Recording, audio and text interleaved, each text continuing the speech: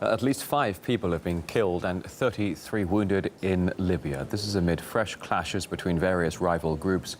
Local militias and Al-Qani tribal fighters faced off on the streets of Tripoli with tanks and pickup trucks mounted with machine guns. Several residential areas were hit by artillery fire and shelling. The clashes involved groups linked to the UN-backed government. Don Corter has details. If you've been following the headlines about Libya, you've probably heard a lot about post-war problems. Migrants, human traffickers, the French president's attempts to restore order there. Except the war never really ended.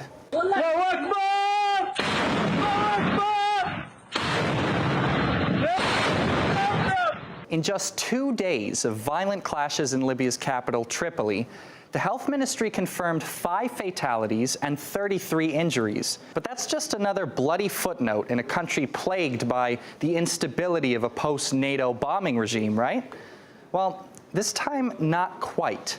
2 warring factions, the so-called 7th Brigade and another group of hostile local militias, they began throwing serious firepower at each other on Sunday in areas densely populated by civilians. And the kicker? They both support the current UN-backed interim Libyan government, which, for its part, simply tried to distance itself from the whole mess. We warn these gangs and outlawed groups that have terrorized civilians and residents. There is no space for such lawlessness and chaos. Despite a shaky ceasefire brokered on Monday, the situation is still undoubtedly tense. But it's hard to imagine how anyone in any country divided between so many political lines could hope for peace. First of all, 3 rival governments all claim control over the country. There's the UN-backed Presidential Council, the rival government of National Salvation, and the so-called Tobruk government. Let's not forget the various tribes and militias in Libya, which are always looking for a power grab.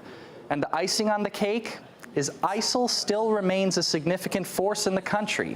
Just last week, they attacked a military checkpoint, killing at least 4 people. With such lawlessness and lack of any power capable of reining in the violence, pockets of fighting have been bubbling up across Libya. This, for example, is the town of Saba. It's essentially been reduced to rubble, and although the ceasefire there has been in effect for over 2 months already, people haven't forgotten the violence.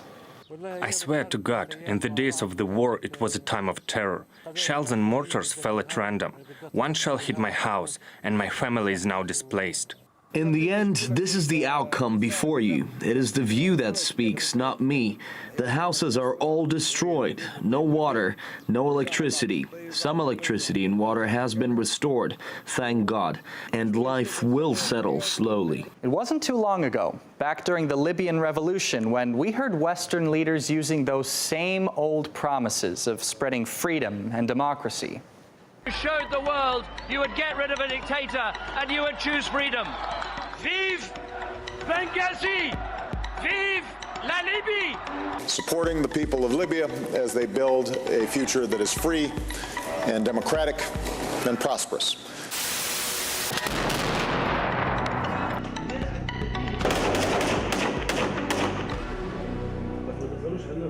7 years on from the West's empty promises, and Tripoli continues to awake amidst explosions for more than just one reason. Sometimes it's fighting, and sometimes it's even fishermen using dynamite. My wife and I enjoy the peace and quiet of Friday mornings in our garden by the sea, but the explosions, as early as 7 a.m., remind us of all that is wrong in this country. But it shouldn't be much of a surprise, especially in a country absolutely saturated by weapons. My whole house and my older windows shake with every blast, and I have to reassure my grandchildren that it's only people fishing, not NATO bombs all over again.